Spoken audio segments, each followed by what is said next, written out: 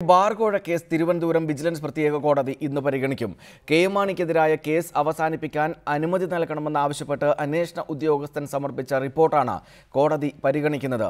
മാണിക്കെതിരെ കുറ്റപത്രം നൽകാമെന്ന അന്വേഷണ ഉദ്യോഗസ്ഥന്റെ വസ്തുതാവിവര റിപ്പോർട്ടും കോടതി പരിഗണിക്കും. കേസ് അവസാനിപ്പിക്കുന്നതിൽ ആക്ഷേപമുണ്ടെങ്കിൽ ഇന്ന് ബോധിപ്പിക്കണമെന്ന് പരാതിക്കാരനായ VS അച്യുതാനന്ദനോടും പ്രധാന സാക്ഷി ബിജു രമേശിനോടും കോടതി ആവശ്യപ്പെട്ടിരുന്നു.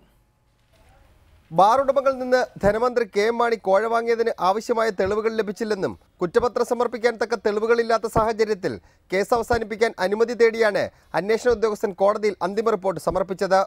എന്നാൽ കേസുമായി ബന്ധപ്പെട്ട് മുഴുവൻ രേഖകളും ഹാജരാക്കാൻ കോടതി ഉത്തരവിട്ടു. മാണിയെ പ്രോസിക്യൂട്ട് ചെയ്യണമെന്ന് കാട്ടി അന്വേഷണ ഉദ്യോഗസ്ഥൻ സമർപ്പിച്ച വസ്തുതാവിവര റിപ്പോർട്ടടക്കം എല്ലാ രേഖകളും വിജിലൻസ് ഡയറക്ടർ കോടതിയിൽ സമർപ്പിച്ചിട്ടുണ്ട്. ഇന്ന് കോടതി ഇത് പരിഗണിക്കും.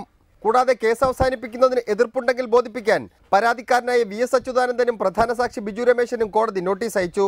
ഈ നോട്ടീസിന്മേൽ VSഉം ബിജു രമേശും ഇന്ന് മറുപടി നൽകും.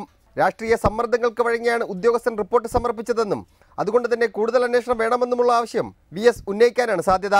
തന്റെയും പണം കൈമാറുന്നത് കണ്ട അമ്പിളിയുടെയും മൊഴി വിജിലൻസ് അവഗണിച്ചുവെന്നും കൂടുതൽ അന്വേഷണത്തിലൂടെ മാത്രമേ സത്യം പുറത്തുവരൂ എന്ന ആവശ്യം ബിജു രമേശും കോടതിയിൽ ഉന്നയിക്കുമെന്നാണ് സൂചന. പാലയിലെ മാണിയുടെ വീടിന് മുന്നിൽ ബാർ ഉടമകൾ പണവുമായി പോയി എന്ന് വിജിലൻസ് കണ്ടെത്തിയിട്ടുണ്ട്. എന്നാൽ പണം കൈമാറിയതിന് തെളിവില്ല എന്നാണ് അന്വേഷണ സംഘം കോടതിയിൽ വ്യക്തമാക്കിയിരിക്കുന്നത്. കൂടാതെ ഔദ്യോഗിക വസതിയിൽ വെച്ച് പണം നൽകുന്നത് കണ്ടുവെന്ന് പറഞ്ഞ അമ്പിളിയുടെ മൊഴി ശാസ്ത്രീയമായി തെളിയിക്കുകയും ചെയ്തു. എന്നാൽ ഈ മൊഴി പൂർണ്ണമായും അവഗണിച്ചാണ് അന്തിമ റിപ്പോർട്ട് വിജിലൻസ് കോടതിയിൽ സമർപ്പിച്ചത്. ഇതുപോലെ അന്തിമ റിപ്പോർട്ടിൽ വ്യക്തതയില്ലാത്ത കുറേ ചോദ്യങ്ങൾക്ക് വിജിലൻസ് അന്വേഷണ സംഘം കോടതിയിൽ മറുപടി നൽകേണ്ടി വരും.